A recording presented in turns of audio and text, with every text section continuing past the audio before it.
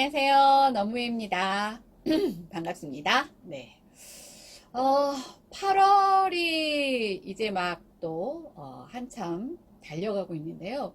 보통 이제 8월 하면 휴가도 있고, 그쵸? 예, 가족들과 연인들과 뭐 바닷가도 가고, 뭐 해외도 가고, 뭐 이랬는데, 올여름에는, 제가 이렇게, 휴가 어떻게 뭐 가세요? 뭐 이렇게 여쭤보면은, 아이들이 있는 집에서는, 애들이 너무 답답해 하니까, 뭐 가까운 곳이라도 가야 될 것 같아요. 이렇게 말씀하시고, 예, 그냥 좀 아이들이 없는 집에서는 글쎄 올해는 아직 계획이 없는데 잘 모르겠어요. 이렇게 많이 말씀들을 하시더라고요.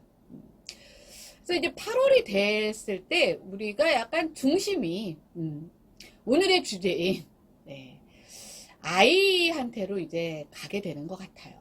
아이들이 있으면 아무래도 조금 돈이 더 들고 몸이 좀 힘들고 좀 상황이 여의치 않아도 어떻게든 이제 애들 콧바람이라도 써줘야 되는 거 아니야? 뭐 이런 마음으로 그래서 제가 사랑에 대한 얘기를 몇 번 했는데 아이들에 대한 사랑은 조금 남다릅니다. 그래서 오늘의 주제는 이게 또 연인의 사랑도 뜨겁죠. 뜨겁고 깊고 뭐 이러죠. 근데 저도 이제 아이를 낳아서 저희 아이는 이미 이제 성인이 됐는데 제가 이렇게 보니까 이게 또 남자 사랑하는 거랑은 또 달라요. 이게 이상해. 이게 이상해. 그래서 너무도 다른. 그러니까 이게 남편보다 아들을 더 사랑하고 아들보다 뭐 이런 게 아니라 그냥 연인과의 그런 사랑과는 달라도 너무나 다른 내 사랑 우리 아이. 그런데 오늘의 얘기는 뭐냐면 그런데 이 아이가 아프면 아프면 어떻겠어요? 그 얘기를 해보려고 합니다. 그렇게 사랑스럽고 소중한 내 아이인데 그 아이가 아프면 엄마는 어떻게 돼요? 물론 뭐 아빠도 엄청 힘드신 건 마찬가지인데 이 엄마는 조금 달라요. 엄마는 하나가 더 있어요. 뭐냐면 미안하고 그 다음에 답답하고 그래서 웁니다. 뭐 이제 아빠들은 이제 뭐 남자가 뭐 이렇게 우는 것에 대한 뭐 그런 좀 어색함이 있어서 안 우시는 것도 있지만 아빠는 한 몸에서 분리되진 않았잖아요. 그러니까 아빠는 안타깝고 속상하고 마음 아프고 뭐 이럴 수는 있는데 미안한 그 죄책감은 솔직히 좀 덜해요. 근데 엄마는 엄마 잘못은 아니야. 아이가 아픈 게 왜 엄마 잘못이에요. 하지만 그래도 뭔가 나의 몸 안에서 있다가 나왔는데 아이가 태생적으로 아프면 왠지 나 때문에 아픈 것 같아서 미안하고 그쵸? 그 다음에 처음에는 아프지 않았어. 처음에는 건강한 아이로 태어났는데 아이가 이제 크면서 아파. 그러면 뭔가 내가 뭘 좀 잘못 돌봤나? 아니면 내가 뭘 잘못했나? 내가 뭘 잘못했기 때문에 우리 아이가 아픈 것이 아닌가 하는 내가 뭔가 사실 뭐 별건 아닐 수 있다고 치는데 아이가 뭐 어디 가서 식중독에 걸렸어.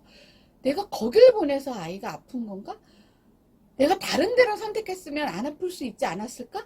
뭐 이런 것까지 오만 가지 미안함과 그것이 이제 죄책감 때문에 이제 엄마는 울고요. 그 다음에 그 아픈 게 어떤 딱 방법이 있고 그 다음에 어떻게 하면 되는 것이 명확한 것은 그렇게 하면 되는데 이제 딱히 그런 게 없고 그냥 특별함이 없고 엄마가 어떻게 해줘야 될지 모르겠고 그 다음에 치료에 대한 100% 확신이라는 게 있을 수 없는 병 앞에서는 얼마나 답답해요. 그러니까 엄마는 그래서 웁니다. 그런데 이런 엄마의 마음은 알겠지만 엄마는 우시면 안 돼요. 그 얘기를 오늘은 제가 하려고 합니다. 엄마들 보고 울지 말라는 게 슬픔을 일부러 참으라는 얘기는 아니에요. 하지만 왜 엄마들은 우시면 안 되는지 제가 조금 이따가 설명드리겠습니다. 여기 3대가 있습니다. 3대. 맨 위에 계신 분이 이제 우리 엄마. 우리 엄마. 지금 하늘나라에서 쟤 또 뭐하나 하고 지켜보고 계실 우리 엄마고요. 여기가 나. 여기 안경을 쓰고 있죠. 제가 뭐 이제 성인이 되고 나서부터는 뭐 쓰나 안 쓰나 뭐 아예 걸리적거리긴 하지 하등에 도움이 안 돼서 안 쓰고 다니지만 제가 고등학교 때까지는 안경을 쓰고 다녀서 저 중고등학교 때 아니요 고등학교 때까지는 잘 모르겠고 초등학교 중학교 동창들은 저희 안경 쓴 모습밖에는 기억을 못할 정도로 늘 안경을 썼습니다. 네, 이렇게 두꺼운 돋보기 안경을. 그 다음에 이쪽은 이제 내 아이, 내 아들 이렇게 3대가 있습니다. 저는 이 3대 중에 중간에 낀 존재죠. 네, 그러니까 뭐냐면 우리 엄마 입장에서는 내가 아픈 아이였어요. 네, 그래서 저희 엄마는 늘 미안해 하셨어요. 왠지 근데 엄마가 잘못한 건 없잖아요. 뭐 엄마가 아유 쟤 안 보이게 해달라고 뭘 한 게 하나도 없어요. 그냥 엄마는 그냥 저를 가지셨고 그 다음에 굉장히 이제 임신하셨을 때 뭐 이렇게 입덧도 심하시고 엄마가 더 힘들었을 거 아니에요. 그리고 저희 이제 언니나 동생은 건강해요. 네, 그러니까 그게 엄마의 잘못은 아닌데 엄마의 마음이라는 게 왠지 내가 뭘 잘못했나 나도 모르는 무언가를 잘못한 게 아닌가라는 것 때문에 평생 가슴앓이를 하셨어요. 그 다음에 제가 아까도 말씀드렸듯이 그래서 이제 저를 데리고 병원에 갔는데 딱히 할 게 없대요. 치료도 없고 방법도 없고 그러니까 이제 엄마 입장에서는 아무리 많은 돈이 들어도 아니면 아무리 고통스러워도 부모 입장에서 뭔가를 해줄 수 있다는 얘기를 들었으면 하면 되잖아요. 그런 희망이 있는데 이제 뭐 아무것도 할 게 없고 뭐 달라질 것도 없고 이런 얘기를 들으셨을 때 제가 그때 이제 제가 초등학교 6학년 때였는데 진짜 엄마가 너무 많이 우셨었어요. 예. 그러니까 엄마는 너무 힘드셔서 우셨는데 제가 그때 느꼈습니다. 뭐냐면 감히 꿈꿀 수는 없었죠 그때는. 하지만 제가 만약에 엄마가 된다면 아픈 아이 앞에서는 울면 안 되겠구나라는 생각이 들었어요. 그러니까 엄마는 그때 저를 볼 수 없으실 만큼 이제 깜깜한 상황에서 엄마도 모르게 이제 너무 힘이 드시니까 우신 거겠죠. 예. 근데 그 뒤에는 제가 있었고요. 예. 저는 너무 많이 우셨던 엄마의 모습을 그때 본 이후로 제가 하지 못한 것들이 있어요. 그걸 좀 이따 말씀드리겠습니다. 근데 그랬던 제가 이제 내가 엄마가 되겠어? 뭐 이렇게 하고 살았는데 또 엄마가 또 되더라고요. 또 살다 보니까. 근데 이제 저희 아이는 건강한 아이입니다만 거꾸로 이제는 엄마가 정상적인 어떤 그런 상태가 아니다 보니까 아이가 갖는 또 어려움이라는 것들이 있는 걸 알게 됐어요. 그래서 제가 예전에 한참 공부를 많이 할 때 이제 한 집에 형제가 있어요. 첫째, 둘째, 셋째가 있는데 뭐 예를 들면 뭐 첫째가 건강하고 뭐 저희 집처럼 둘째가 좀 그렇고 셋째가 건강했을 때 엄마는 이 둘째밖에 안 보이는 거예요. 왜냐면 나머지 애들은 건강하니까 손이 좀 덜 타도 뭐 얘네들은 잘 할 수 있잖아 라는 마음이 이제 먼저 오신 거죠. 그러니까 우리 그 어른들 얘기 중에 왜 아픈 손가락 이런 게 있잖아요. 근데 사실은요 이 건강한 이 존재들이 이 받는 걔네들만의 굉장히 힘든 트라우마. 근데 이 트라우마라는 게 뭐 급성 뭐 이렇게 오는 게 아니라 어릴 때부터 이렇게 쭉 보게 되는 거잖아요. 그러니까 어릴 때 걔네들이 뭘 알아요? 그러니까 어릴 때 뭔지도 모르면서 겪게 되는 뭔가의 상대적인 다름 때문에 얘네들도 힘들다는 거예요.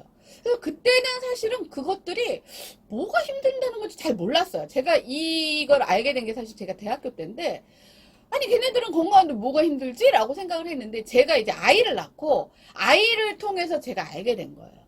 왜냐면 내 동생이, 내 누나가 어찌저찌한 상태 때문에 힘들고 나는 그렇기 때문에 돌봐야 되고 도와줘야 되고 힘이 돼줘야 되고 지킴이가 돼야 된다는 사실을 깨닫게 되려면 한 15년은 걸려야 되는 거예요.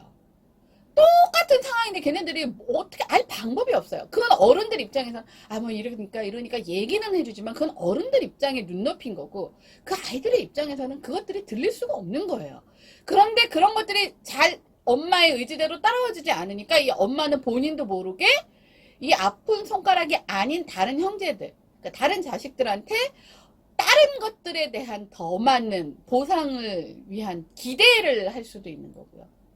둘째가 그러니까 첫째 너는 더 잘해야 돼. 첫째 너는 더 잘 돼서 동생을 돌봐야 돼. 아니면 남동생은 동생이지만 너는 남자니까 누나를 더 챙겨야 돼라는, 얘네들은 도대체 그게 뭔지도 모르고 어느 정도인지도 모르고, 사실 엄마도 잘 모르셨거든요. 제가 어느 정도인지. 근데 엄마도 잘 모르는 걸 얘네들이 뭘 알겠어요. 근데 아기 때부터 자꾸 그런 것들이 주입이 되다 보니까 그 다른 형제들 사이에서도 굉장히 어려움이 굉장히 크다는 거를 제가 아이를 키우면서 더 공감을 하게 됐어요. 뭐 그때는 그래? 그런가 보다 이렇게 머리로 이해를 했는데 가슴으로 알게 됐어요. 저희 아이 같은 경우는 건강하죠.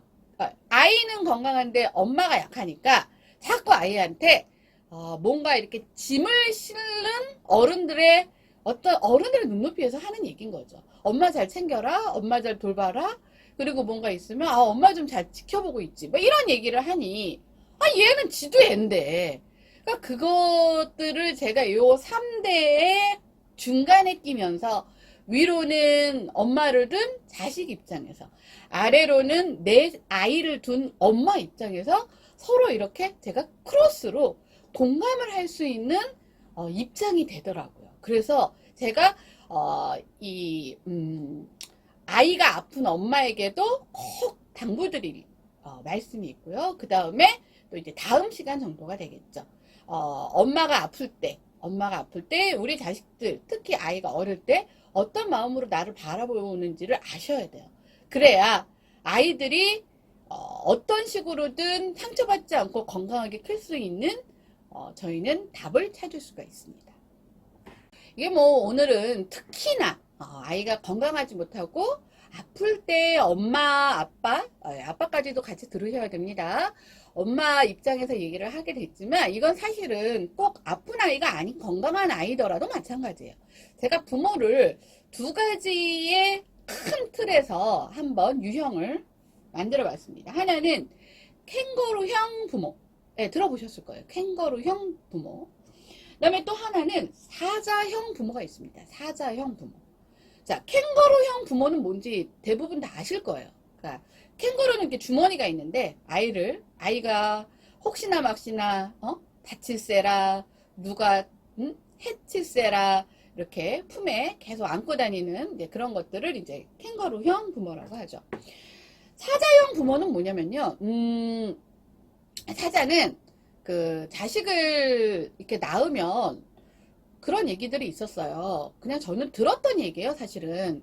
어디 뭐 이렇게 아주 험한 이런 절벽 같은 데 데리고 가서 그냥 뭐 놓고 오는지 떨어뜨리는지, 그래서 얘가 자생적으로 생존을 하면 내 새끼고 거기서 못 쫓아오고 도태가 되면 그냥 버리고 온다, 뭐 이런 얘기를 들었었어요. 그게 설마 진짜 그럴까? 이랬는데 제가 어떤 프로를 봤어요. 이게 다큐멘터리인데 그게 라이프 오브 사만다인가, 그래서 이건 사실 치타의 그 이야기를 담은 다큐멘터리였는데 저 원래 그런 거 잘 안 보거든요. 동물도 안 좋아하고. 근데 이제 거기 나레이션을 우리 남길 씨가 해주신다고 해갖고 또 홀탔구나 그냥 1회부터 봤어요 제가. 근데 너무 열심히 봤어요. 보다 보니까 너무 재밌더라고요. 근데 그 중에 한 장면 중에 하나가 뭐였었냐면 실제로 진짜 이 치타만 해도 이제 그 중에 치타의 자식이 다쳤어요. 근데 그 치타의 자식을 끌고 오자니 다 같이 죽게 생기니까 일단 엄마 몸을 피했어. 그런데 계속 그 놓고 온 자식 때문에 이 엄마가 온 신경을 거기다 쓰고 있는 거예요. 계속 자식하고 이제 뭔가 이렇게 소리로 교감을 하나 봐요. 그래서 결국은 그 아픈 자식을 챙겨요. 물론 거기서는 챙겼는데 다른 데서는 뭐 그러다가 끝까지 못 챙기고 놓칠 수도 있겠지만 그 기간 내에 이 치타의 엄마의 마음속에는 늘 그 다친 새끼 치타, 딸 치타가 늘 마음에 있었던 거예요. 근데 와, 그 중에 한 장면 중에 하나가 뭐였냐면 여기 사자 나오는데요. 와, 사자는 얄짤이 없는 거예요. 사자는 나를 쫓아올 수 없는, 그건 이제 나약한 자식으로 보더라고요. 나를 쫓아올 수 없는 나약한 자식은 그냥 끝이에요. 예, 근데 그 부분이 인간사에서도 존재를 하더라고. 그러니까 뭐냐면 정말 금이야 오기야 다칠세라 혹시나 상처받을 세라 막 이렇게 품고 뭐 이런 우리가 흔히 말하는 이제 온실 속의 화초처럼 이렇게 이쁘게 키우려는 부모도 있지만 이거는 무슨 학대를 하는 그런 개념이 아닙니다. 여러분들 착각하시면 안 돼요. 그게 아니라 우리 아이가 세상이 너무 험하잖아요. 그러니까 이 험한 세상에서 도태되지 않고 꿋꿋하게 살아가기 위한 강한 아이로 만들기 위해서 부모가 굉장히 강하게 아이를 트레이닝 시키는 부모가 있는 거예요. 그래서 따라오면 내 새끼인 거고 아니면 어쩔 수 없는 거지. 이렇게 양분을 하는 부모가 있더라고요. 거의 뭐 진짜 강한 무슨 그 트레이닝에서 성공한 사람은 메달을 따고 그렇지 않은 사람은 도태가 되는 것처럼 그러니까 한마디로 그냥 뭐라 그래야 되나요? 이것들을 굉장히 뭐 나쁘게 표현하면 그냥 시장의 논리로 아이를 이거는 너무 강했나요? 하여튼 시장의 논리로 아이를 보는 거예요. 그래서 시장에서 사람 남는 새끼는 내 새끼, 도태된 새끼는 나 몰라. 이런 부모의 두 유형이 있습니다. 그러면 여러분들은 어떤 부모가 더, 뭐 둘 중에 하나밖에 없으니까, 어떤 부모가 더 부모로서 더 그래도 부모답다라고 생각을 하시는가요? 네. 근데 보통은, 그래도 캥거루 형이 좀 난 게 아니야? 뭐 이렇게 말씀하시는 분들도 있고, 너무 이렇게 키우면 유약하니까, 그래도 어릴 때부터 강하게 키워야 되는 거 아니야? 뭐 이렇게 말씀하시는 분도 있어요. 근데 이 동물의 세계와 인간이 다른 이유는요. 인간은 본능으로만 살지 않고 성장을 한다는 게 다르다고 제가 누누이 말씀을 드려요. 그래서 가장 이상적인 부모는 네. 사실 근데 있지 이런 부모는 별로 못 보긴 했어요. 예. 그리고 저도 아는데 잘 안 되긴 해, 솔직히. 왜냐면, 미성년자 되는 시점까지는 캥거루형으로 키우는 게 맞아요. 그래서, 빵살에서 한 3세까지는 완전히 캥거루형. 거기서 3세부터 한 10세까지는 비율을 조금씩 줄여가는 거예요. 100% 캥거루형에서 80%, 60% 해서 한 고등학교 정도 되면 캥거루형이 한 중간 이하로 떨어지게 한 40% 정도 되고 이제 성인으로 등극을 하면 점점 사자형의 부모로 가셔야 되는 겁니다. 근데 한 번 캥거루형인 부모는요 계속 캥거루로 가시는 분들이 있어요. 그래서 나이 40, 50이 넘었는데도 혹시라도 얘가 상처받을까, 혹시 얘가 고생할까봐, 혹시 얘가 마음 아플까봐, 혹시 얘가 어디서 기죽을까봐 그냥 품 안에서 놓고 끊임없이 간섭하고 뭐 무슨 일 있으면 엄마 아빠가 나이 40, 50이 된 자식을 위해서 다 책임져 주려고 하고 이런 진짜 독립을 시키지 못하는 그런 어리석은 부모로 가시는 분들도 되게 많이 봤고요. 또 거꾸로 아이가 빵살에서 한 3살 때까지는 무조건 품고 안고 케어를 해줘야 되는 거예요. 근데 가끔 이제 뭐 저는 사실은 이런 현장에 많이 노출이 되다 보니까 너무나 당당하시게 너무나 자신 있게 자기는 애가 막 그 돌 정도 지나고 나면은 막 이제 걷는 즐거움이 있잖아요. 그래서 막 걷다가 보면은 뭐 자빠지고 꼬꾸라지고 뭐 넘어지고 난리를 치죠. 자기는 안 잡아준다는 거예요. 자기는 안 잡아주고 일어나, 일어나는 거야, 뭐해, 일어날 수 있어, 뭐 이런다는 거예요. 아니 이제 돌 지나갔고 말도 간신히 112 인디인디에서 엄마 아빠 이젠 정도 하는데 이 운동적 그쪽이 먼저 발달을 하다 보니까 이제 걷는 것부터가 시작이 됐고, 아이들이 처음에는 막 발을 한두 발 뛰다가 이제 걷기 시작하면 재미를 붙여서 엄청 돌아다닌단 말이에요. 근데 걔네들이 뭐 앞에 뭐 물건이나 이런 걸 인지하는 능력까지는 아직 발달이 안 돼서 넘어졌어. 근데 자기 딴에는 우리 아이를 강하게 키운다고 자기는 탁 앉아봐주고 탁 팔짱 끼고 뭐해 일어나, 괜찮아, 일어나. 애는 막 하고 울고 있는데, 그러면 굉장히 자기는 뭐 자신 있는 그러니까 그 톤으로 얘기를 해요. 네. 그리고 굉장히 그럼으로써 자기는 아이를 강하게 키우는 부모라고. 그래서 그걸 들으면서 근데 제가 부모 교육을 하게 된 여러 가지 계기가 있는데, 근데 어디서 책에서 본 거예요.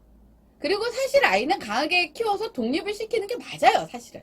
근데 그게 다 때와 절차가 있는 건데, 두 돌도 안 된 아이를 강하게 키우겠다고 사자형의 이 파트로 바로 넘어가시는 거예요.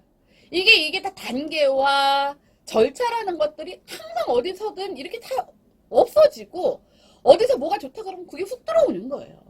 근데 특히 아이가 아픈 경우는요, 이게 굉장히 양분이 돼요. 이게.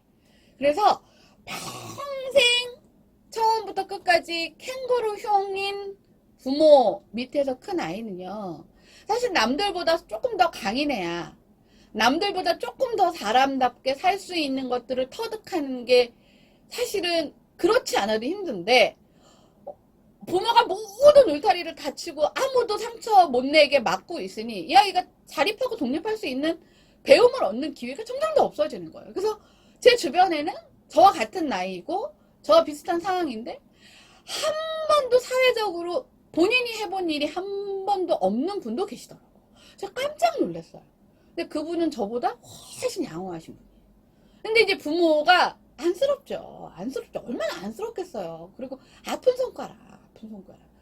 저도 마음은 이해는 가요. 근데 정말 조금만 더 생각하면, 그리고 그 부모님도 배우셨으면 이런 아이는 사랑만으로는 엄마가 영원히 살 수도 없는 거고, 그 다음에 엄마가 영원히 산다 해도 이 아이가 자체적으로 독립적인 삶을 위해서는 이런 것들이 필요하다라는 걸 안 알려주셨기 때문에 그랬던 거예요.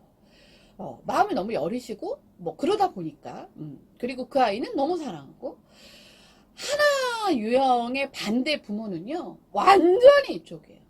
그래서 사실은 아까 건강한 아이는 이쪽으로 간다고 해서 학대 쪽으로 가진 않아요. 네. 근데 아이가 많이 아픈 경우는 학대 쪽으로 볼 수도 있을 만큼의 방임을 합니다. 아이의 무관심하는 거예요. 그리고 걔는 아파서 그런 건데 그냥 그게 너무 싫은 거예요. 그러니까 자꾸 회피를 해요. 근데 보통 이제 엄마들이 그런 경우는 별로 없어요. 엄마들은 어떻게든 사실 이쪽이 더 많아요. 보통 뭐 이거 모든 뭐 아빠라고 일반화시킬 수는 없지만, 이제 아빠라는 이제 존재는 가뜩이나 이제 아이를 대하는 태도가 특히 딸보다는 아들한테 더 강한 남자, 그래서 지켜줘야 되는 존재로 이제 자기도 교육을 받았고 또 아들아에 대해서는 이제 그런 것들이 더 강하다 보니까 본능적으로 그런 부분들이 나올 수 있을 거예요. 그러니까 그것을 지켜보는 것 자체가 힘들다 보니까 외면을 하는 건데, 이 아이는 더 돌봄이 필요한 아이잖아요. 그러다 보니까 그 외면이 아이 입장에서는 방치고 방임으로 느껴질 수가 있어요. 그래서 이런 것들이 여러분들한테는 건강한 아이보다 조금 더 극단적으로 이렇게 치우칠 수가 있는데, 사실 이 둘 극단을 넘어선 제3지대의 부모, 특히 엄마가 되지 않으면 엄마도 아이도 아빠도 그 다음에 주변에 있는 다른 형제들도 다 같이 힘들어진다는 걸 반드시 아셔야 됩니다. 자, 그러면 일단 자, 아이 입장에서 어떤 마음이 들까를 엄마가 일단 아셔야 그 아이를 케어하는데 기본적인 출발선이 됩니다.